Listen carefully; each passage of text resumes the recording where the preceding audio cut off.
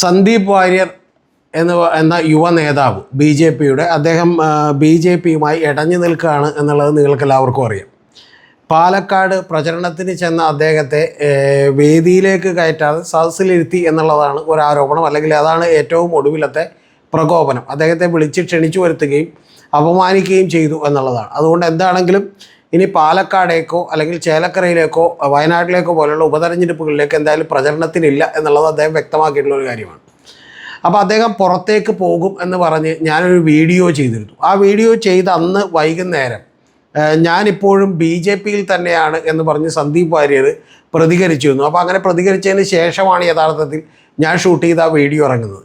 അത് അങ്ങനെ പ്രതികരിച്ചു എന്ന് അറിഞ്ഞിരുന്നെങ്കിൽ പോലും ഞാൻ ആ വീഡിയോ തന്നെ എടുക്കുവാനുള്ളായിരുന്നു. അതിനകത്തൊരു വ്യത്യാസമില്ലായിരുന്നു. കാരണം സന്ദീപ് വാര്യരുമായി പലതവണ ഞാൻ നേരിട്ട് സംസാരിച്ചിട്ടുള്ളതാണ്. ഒരു തവണ ഞാൻ അദ്ദേഹത്തിൻ്റെ ഇൻ്റർവ്യൂ എടുത്തതാണ് എറണാകുളത്തുള്ളൊരു ഫ്ലാറ്റിൽ വെച്ച്. വളരെ നന്നായി പെരുമാറുന്ന ഒരാളാണ് അദ്ദേഹം. പക്ഷേ ആ പാർട്ടിക്കകത്ത് വലിയ തോതിൽ അവഗണന നേരിട്ടുകൊണ്ടിരിക്കുകയായിരുന്നു. എനിക്ക് കൃത്യമായിട്ട് അറിയാവുന്ന ഒരാളാണ്. അദ്ദേഹത്തെ ഔദ്യോഗിക വക്താവ് എന്ന് പറയുന്നൊരു പദവി കൊടുത്തിരുന്നു. പക്ഷേ ആ പദവിയിൽ നിന്നും അദ്ദേഹത്തെ ഇടയ്ക്ക് വെച്ച് മാറ്റിയിരുന്നു. അതിന് പറഞ്ഞിരുന്ന കാരണമെന്ന് പറയുന്നത് ചില സാമ്പത്തിക ക്രമക്കേടുകളൊക്കെയാണ്. പക്ഷേ പിന്നീട് കെ സുരേന്ദ്രൻ തന്നെ അദ്ദേഹത്തെ തിരിച്ചെടുക്കുകയും വയനാട് ചുമതല കൊടുക്കുകയൊക്കെ ചെയ്തു. പക്ഷെ അപ്പോഴും അദ്ദേഹത്തെ ഒന്നും ഔദ്യോഗിക വക്താവാക്കിയില്ല. പകരം അദ്ദേഹത്തെ സംസ്ഥാന കമ്മിറ്റി അംഗങ്ങളിൽ ഒരാളാക്കി. എന്ന് പറഞ്ഞാൽ 190 സംസ്ഥാന കമ്മിറ്റി അംഗങ്ങളുണ്ട്, അതിലൊരാൾ മാത്രമാണ് അദ്ദേഹം. അപ്പോൾ അദ്ദേഹത്തിന് ഇത്തരത്തിലുള്ള നിരവധി അവഗണനകൾ നേരിട്ടുകൊണ്ടിരിക്കുകയായിരുന്നു എന്നുള്ളതിൽ ഒരു സംശയമില്ല. കാരണം പുതിയ നേതൃത്വം വന്നതിന് ശേഷം PR ശിവശങ്കരയാണെങ്കിലും സന്ദീപ് വാര്യരെയാണെങ്കിലും അല്ലെങ്കിൽ സന്ദീപ് വാചസ്പതിയാണെങ്കിലും ഒക്കെ തന്നെ കൃത്യമായി ഉപയോഗപ്പെടുത്തുന്നതിൽ ഈ നേതൃത്വങ്ങളൊന്നും വലിയ താല്പര്യം കാട്ടിയില്ല. താല്പര്യം കാട്ടാത്തതിൻ്റെ കാരണം അവർക്കുള്ളൊരു മേന്മകൾ കൂടിയാണ്. കാരണം ഇവരൊക്കെ വളർന്നു വന്നാൽ ചിലപ്പോൾ നമുക്ക് തന്നെ പാരയായി തീരുമോ എന്ന് തോന്നുന്നത് കൊണ്ട് രാഷ്ട്രീയത്തിൽ അങ്ങനെയാണ്. സാധാരണ അവർ വിളിക്കുന്ന പേരെന്ന് പറയുന്നത് ജൈൻ കില്ലേഴ്സ് എന്നാണ്. എന്ന് പറഞ്ഞാൽ ഒരുത്തൻ വളരാൻ സാധ്യതയുണ്ടെന്ന് തോന്നിയാൽ പോലും അവനെ അടിച്ച് തകർത്ത് കളയും എന്നുള്ളതാണ്. അപ്പോൾ ഇതെന്നോട് പണ്ട് പറഞ്ഞിട്ടുള്ളത് CPM-ൻ്റെ നല്ലൊരു പ്രാസംഗികനൊക്കെ ആയിട്ടുള്ള CPM-ൻ്റെ തന്നെ ഇപ്പോഴും മെമ്പറായി തുടരുന്ന പൊന്നൻ MA പൊന്നൻ എന്ന് പറയുന്ന പഴയ ഏരിയ കമ്മിറ്റി മെമ്പറാണ്. അദ്ദേഹം എന്നോടത് പറഞ്ഞിട്ടുണ്ട്. അപ്പോൾ അത് തന്നെ തന്നെ BJP-യിലൊക്കെ ഉണ്ട്. BJP-ക്ക് പക്ഷേ പറ്റിയൊരു കാര്യം എന്ന് പറഞ്ഞാൽ സാധാരണ ഒരു അധികാരത്തിലേക്ക് എത്തുകയും അങ്ങനെയൊക്കെ ചെയ്യുമ്പോഴാണ് പാർട്ടികൾ നശിക്കാൻ തുടങ്ങുന്നതെങ്കിൽ BJP-ക്ക് കേരളത്തിൽ പറ്റിയ ഏറ്റവും വലിയ ഗുണം അല്ലെങ്കിൽ ദോഷമെന്ന് പറയുന്നത് BJP കേരളത്തിൽ വളരുകയും അധികാരത്തിൻ്റെ ഭാഗമാകുകയൊക്കെ ചെയ്യുന്നതിന് മുൻപ് തന്നെ അഖിലേന്ത്യാ തലത്തിൽ അവർക്ക് അധികാരം കിട്ടുകയും അവർ വളരെ പ്രബലമായിട്ടുള്ള ഒരു പാർട്ടി ആവുകയൊക്കെ ചെയ്തു. അപ്പോൾ അങ്ങനെ പാർട്ടി ആകുന്നത് കൊണ്ട് തന്നെ ഇലക്ഷന് മത്സരിക്കുന്നത് പോലും ലാഭകരമായിട്ടുള്ള ഒരു ബിസിനസ്സാണ് എന്നവർക്ക് മനസ്സിലായി. കാരണം ഇലക്ഷൻ മത്സരിച്ചാൽ പോലും ഒരു വലിയ ഫണ്ട് സ്ഥാനാർത്ഥിക്ക് വരും. തോക്കുമെന്ന് ഏതാണ്ട് ഉറപ്പുള്ളത് കൊണ്ട് അതിൻ്റെ ഒരു കാൽഭാഗമോ പകുതിയൊക്കെ ചിലവാക്കിയാൽ മതി, ബാക്കിയുള്ളതൊക്കെ പോക്കറ്റിൽ കിടക്കും എന്നുള്ളൊരു ഗുണമുണ്ട്. അപ്പോൾ അതുകൊണ്ട് തന്നെ അങ്ങനെ പല അധികാരങ്ങളും ചില കമ്മിറ്റികളിൽ സ്ഥാനവും ഇപ്പോൾ KRL പുറകിലുള്ള കൊച്ചിൻ റിഫൈനറീസിൽ അല്ലെങ്കിൽ ഭാരത് പെട്രോളിയത്തിൽ ഇതുപോലെയുള്ള പല സമിതികളിലുമൊക്കെ ചില വകുപ്പുകളും സ്ഥാനങ്ങളും ഒക്കെ ഉണ്ട്. ശോഭാ സുരേന്ദ്രൻ അങ്ങനെ ഒരു സമിതിയിലുണ്ട് എന്നാണ് എനിക്കറിയാൻ കഴിയുന്നത്. അപ്പോൾ അങ്ങനെയുള്ള സമിതികളിലൊക്കെ പല അംഗത്വം കിട്ടുകയും അതിനോടനുബന്ധിച്ച് തന്നെ ചില സുഖസൗകര്യങ്ങളൊക്കെ കിട്ടുകയും ചെയ്യുന്നത് കൊണ്ട് തന്നെ ഇതിനകത്ത് BJP-ക്കകത്ത് യഥാർത്ഥത്തിൽ കോൺഗ്രസിനുള്ളതിനേക്കാളൊക്കെ വലിയ തോതിലുള്ള അതിരൂക്ഷമായിട്ടുള്ള വിഭാഗീയതകളുണ്ടായിരുന്നു. ആ വിഭാഗീയതകളുടെ ഭാഗമായി ഒരു ഗ്രൂപ്പിലും പെടാതെ നിന്ന ആളായതുകൊണ്ടും ഒരു ഗോഡ് ഫാദർ ഇല്ലാത്ത ഒരാളായതുകൊണ്ടും സന്ദീപ് വാര്യർ തഴയപ്പെട്ടു എന്നുള്ളത് വാസ്തവമാണ്. ഞാൻ ഈ വീഡിയോ എടുക്കാനുള്ള കാരണം, ഞാൻ അന്ന് ആ വീഡിയോ എടുത്ത് കഴിഞ്ഞ് അത് വീഡിയോ പുറത്തിറങ്ങുമ്പോഴേക്കും കുറച്ച് താമസിച്ചു. ആ താമസിച്ചതിൻ്റെ തൊട്ട് താഴെ വരുന്ന കമൻറ്റുകളൊക്കെ തന്നെ ഇത് വെറുതെയാണ്, കാരണം സന്ദീപ് വാര്യർ ഇതാ പറഞ്ഞിരിക്കുന്നു, ഞാൻ BJP-ക്കാരൻ തന്നെയാണെന്ന് പറഞ്ഞിരിക്കുന്നു എന്നൊക്കെ പറഞ്ഞു. അന്നാണ് എൻ്റെ ഓർമ്മ ശരിയാണെങ്കിൽ അദ്ദേഹത്തെ വന്ന് നമ്മുടെ സമ്പർക്ക് വിശേഷാൽ പ്രമുഖമായിട്ടുള്ള ജയകുമാറൊക്കെ കാണുന്നത് അദ്ദേഹത്തെ അന്നാണ്. RSSൻ്റെ ജയകുമാറും PR ശിവശങ്കരനും ഒക്കെ ചെന്ന് അദ്ദേഹത്തെ കണ്ടിരുന്നു. ആ കണ്ടതിന് ശേഷമാണ് അദ്ദേഹം അത്തരത്തിലുള്ളൊരു പ്രസ്താവന ഇറക്കിയിട്ടുള്ളത്.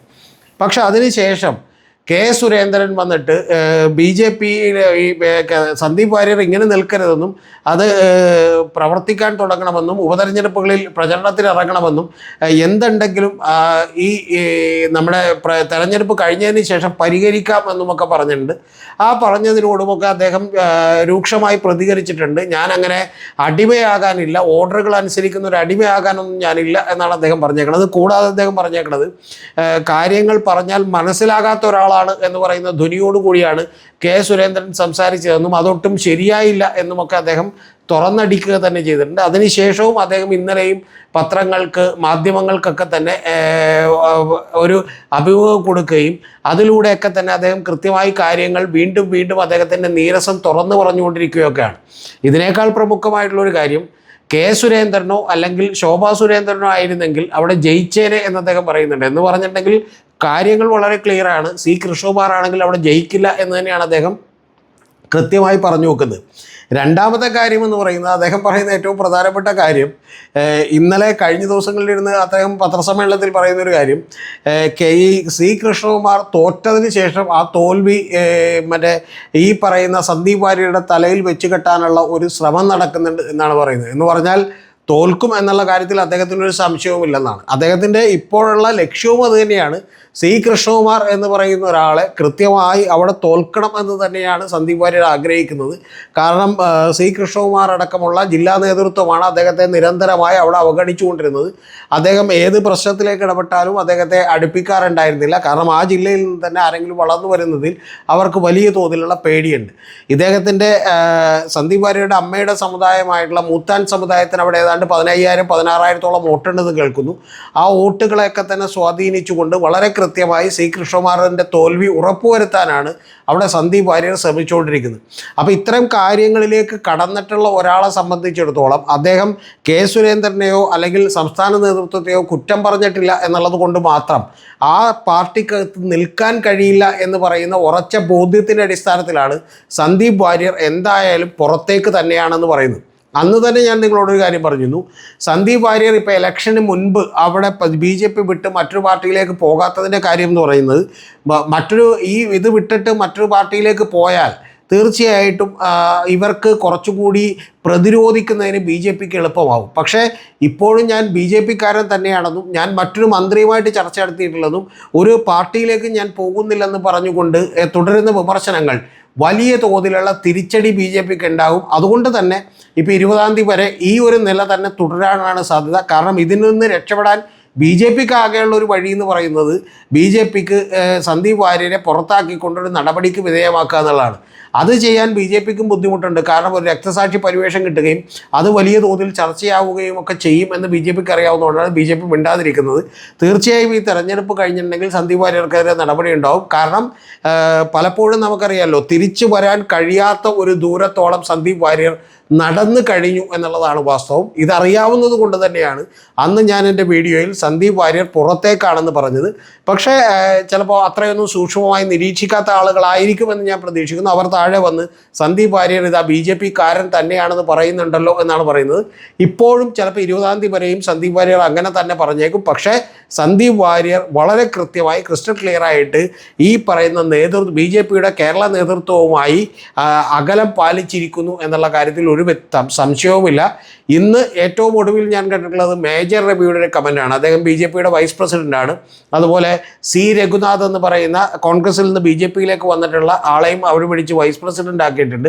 അത്തരത്തിൽ സി രഘുനാഥ് അടക്കമുള്ള ആളുകൾ വലിയ തോതിൽ അച്ചടക്ക ലംഘനം കാണിച്ചു, വലിയ അപമര്യാദയായി പെരുമാറി എന്നൊക്കെയാണ് നമ്മുടെ ഈ സന്ദീപ് വാര്യർ പറഞ്ഞിട്ടുള്ളത്. സ്വാഭാവികമായിട്ടും അദ്ദേഹത്തിന് വിഷമമുണ്ടാകും. കാരണം അദ്ദേഹമൊക്കെ പാർട്ടിയിൽ ഒന്നുമല്ലാതിരുന്ന കാലത്ത് പോലും വർക്ക് ചെയ്യാൻ തുടങ്ങിയതാണ്. പക്ഷേ സി രഘുനാഥൊക്കെ കോൺഗ്രസിൽ നിന്ന് കെ സുധാകരൻ്റെ അനുയായി എഴുതുന്ന ഒരാൾ പെട്ടെന്ന് വന്നതാണ്. അദ്ദേഹത്തിന് പാർലമെൻറ്റിൽ മത്സരിക്കാൻ കണ്ണൂർ തന്നെ ഒരു സീറ്റ് കൊടുത്തിരുന്നു. അദ്ദേഹം വലിയ ഒരു ബിസിനസ്മാൻ കൂടിയാണ്. അതിനുശേഷം ഇപ്പോൾ BJPയുടെ സംസ്ഥാന വൈസ് പ്രസിഡൻ്റാണ്. ഇന്ന് മേജർ രവി, മറ്റൊരു വൈസ് പ്രസിഡൻ്റായിട്ടുള്ള മേജർ രവി പറഞ്ഞേക്കുന്നത്, ഞാൻ സന്ദീപ് വാര്യരോട് പറഞ്ഞതാണ്, മോനെ കുറച്ചൊന്ന് ക്ഷമിക്ക് എന്ന് പറഞ്ഞതാണെന്നാണ്. സന്ദീപ് വാര്യർക്ക് പക്ഷെ നല്ല ബോധമുണ്ട്, ഈ തെരഞ്ഞെടുപ്പ് കഴിഞ്ഞാൽ പോലും ഇതിനൊന്നും യാതൊരുവിധ മാറ്റവും ഉണ്ടാകാൻ പോകുന്നില്ല എന്ന് കൃത്യമായിട്ട് അദ്ദേഹത്തിന് അറിയാം. അതുകൊണ്ട് തന്നെ അദ്ദേഹം മറ്റൊരു പാർട്ടിയുമായി സംസാരിക്കുന്നു.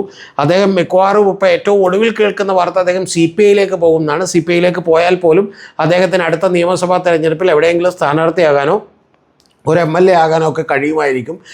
ജയിച്ചാൽ അത് ജനങ്ങൾ തീരുമാനിക്കേണ്ട ഒരു കാര്യമാണ്. പക്ഷേ BJPയിൽ നിന്നുകൊണ്ട് അത്തരത്തിലൊരു MLA ആകലോ ജയിക്കാൻ ഉറപ്പുള്ളൊരു സീറ്റ് കിട്ടലോ ഒന്നും അത്ര എളുപ്പമുള്ള കാര്യമല്ല സന്ദീപ് വാര്യരെ സംബന്ധിച്ചോളം. അല്ലെങ്കിലും BJPയുമായി അടുക്കാൻ കഴിയാത്ത വിധം ഒരകൽച്ചയിലേക്ക് സന്ദീപ് വാര്യർ പോയിരിക്കുന്നുവെന്ന് അന്ന് തന്നെ വ്യക്തമായതുകൊണ്ടാണ് ഞാൻ നിങ്ങളോട് കൃത്യമായിട്ട് പറഞ്ഞത് ഈ സന്ദീപ് വാര്യർ പുറത്തേക്ക് തന്നെയാണെന്ന് പറഞ്ഞത്. ഇപ്പോൾ വീണ്ടും ഞാൻ പറഞ്ഞത് ശരിയാകുന്നു എന്നുള്ളതിൽ എനിക്ക് സന്തോഷമുണ്ട്. പക്ഷേ സന്ദീപ് വാര്യർ BJP വിടുന്നു എന്ന് പറയുന്നതിൽ സന്ദീപ് വാര്യരുടെ മാനസിക സംഘർഷങ്ങൾ എന്തായിരിക്കും എന്നാലോചിക്കുമ്പോഴുള്ള ഒരു ദുഃഖവുമുണ്ട്. തീർച്ചയായിട്ടും അദ്ദേഹത്തിൻ്റെ ഇതേവരെയുള്ള സുഹൃത്തുക്കളെയും അത് പരിചയക്കാരെയും ബാക്കിയുള്ളവരുമൊക്കെ നമ്മുടെ ഇവിടെ രാഷ്ട്രീയ പാർട്ടി വിട്ടുപോയാൽ പിന്നെ എങ്ങനെയായിരിക്കും കാണുക എന്നുള്ള കാര്യത്തിൽ നമുക്ക് വലിയ സംശയമുണ്ട്. പക്ഷേ സന്ദീപ് വാര്യരെ സംബന്ധിച്ചോളം പുതിയ സുഹൃത്ത് ബന്ധങ്ങളും പുതിയ കൂട്ടുകാരെയും ഒക്കെ കിട്ടും എന്നുള്ള കാര്യത്തിലും നമുക്ക് ആശ്വസിക്കാം. എന്തായാലും ഒരു കാര്യം ഉറപ്പാണ്, BJP യുമായി യോജിച്ച് പോകാൻ കഴിയാത്ത വിധത്തിൽ സന്ദീപ് വാര്യർ അകന്നിരിക്കുന്നു.